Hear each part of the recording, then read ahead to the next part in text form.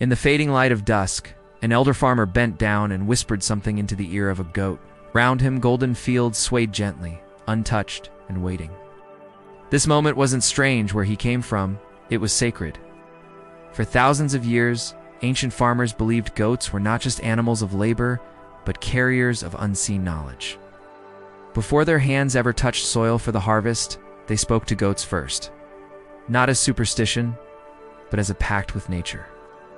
The goat would listen, not move, not react, just stand still, eyes calm, ears slightly raised. The farmer's voice carried no commands, only gratitude.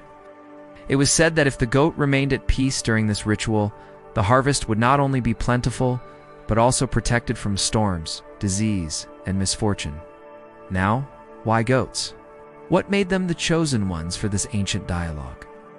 Why did farmers entrust their hopes and fears to these nimble-footed creatures instead of the sturdiest ox or the gentle cow? To answer that question, we must travel back in time. Back to the heart of agricultural communities, where the sun and the soil gave life to civilizations. Imagine a world without phones, without calendars, where predicting the weather was a matter of life and death, where the rhythm of life followed the cycles of nature, where rain meant more than water from the sky, it meant hope for a bountiful yield. In this world, the goat was not merely an animal, it was a living barometer. In the flatlands, where the rivers met the sea, there lived a community of farmers whose lives revolved around the sun and the soil. Their days were marked by the rising and setting of the sun, their harvests dictated by the whims of the weather. In this world of uncertainty, goats became their anchors. See, these goats were not ordinary animals. They were descendants of wild mountain goats that had adapted to life on the plains, becoming both hardy and docile. They grazed on the lush grasses, climbed the hillsides with ease, and somehow seemed to sense the moods of nature, the shift in wind, the gathering of clouds, even the whispers of rain. One day, a young farmer named Dmitri noticed something peculiar. As he walked among his crops, he saw that the goats, instead of grazing, were gathered together, bleating softly. At first, he dismissed it as a quirk of their nature. But then the rains came, and with them, Dmitri's doubts. Why were his goats restless? Had they smelled moisture in the air long before the clouds darkened the sky? Was there more to these animals than met the eye? Dmitri decided to find out. From that day forward, Dmitri paid close attention to his goats. He observed their habits, their reactions, their movements. Slowly, he began to understand that his goats were not just animals. They were messengers from nature. When they pawed the ground, it meant a storm was brewing.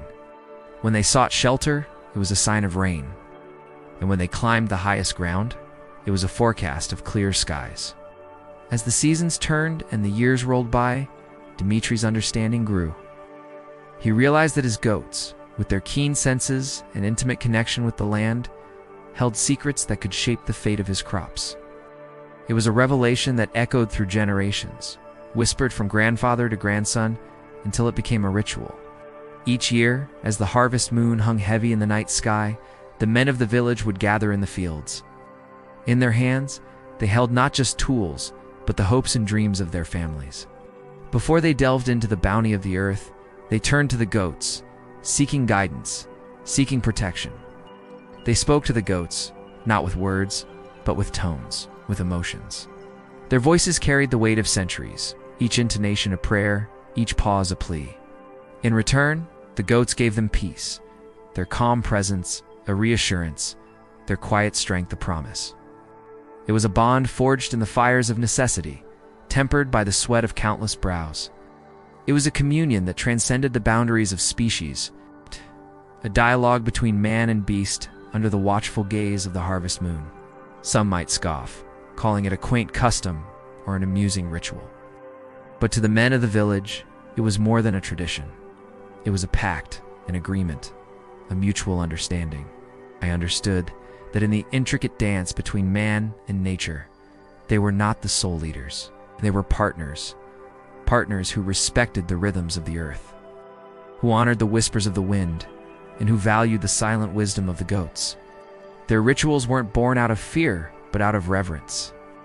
They feared the land not because they thought it vengeful, but because they understood its power. They appeased nature not because they believed it malevolent, but because they recognized its magnificence. This was their way of saying thank you, of acknowledging that every full belly, every brimming granary was a gift from the earth. And what did the goats bring to this pact? What was it that made them such integral parts of these ancient communities? To answer this, we must delve deeper into the very essence of the goat, into the heart of their nature. Goats are incredibly sensitive creatures. They respond to subtle changes in their environment and even pick up on the emotional cues of their human companions. They have a remarkable ability to navigate challenging terrains, often scaling heights with agility and grace. This inherent nimbleness makes them adept at sensing shifts in the landscape, reading the terrain, and perceiving changes in elevation. This sensitivity enables them to anticipate potential disasters like landslides or mudslides, alerting their human counterparts to the risks that lie ahead. Moreover, goats possess an acute awareness of atmospheric shifts. They can detect changes in wind patterns, temperature, and barometric pressure, all of which are indicators of impending weather changes. When the wind shifts, the goat feels it in their bones. When the temperature drops, they instinctively seek shelter. When the air grows heavy, they start bleeding, serving as nature's own early warning system. But perhaps most importantly, goats have a remarkable ability to connect with the land, to feel its pulse. They seem to understand the rhythms of the earth, the heartbeat of the soil. This connection allows them to intuit the best times for grazing, for mating, and even for resting. In a way, goats live in harmony with the earth, their lives synchronized with the natural cycles of the land. So as we reflect on the role of goats in these ancient communities, we begin to understand their significance. They weren't just animals. They were companions, confidants, and most importantly, they were teachers. They taught the men of the village how to read the signs of nature, how to interpret the whispers of the wind, and how to respect the power of the earth. In a world where progress is often measured by what we build, what we create, and what we control, these ancient communities teach us a valuable lesson. Sometimes the greatest advancement is not in defying nature, but in understanding it, in listening to the whispers of the wind, and in honoring the wisdom of a goat beneath the harvest moon.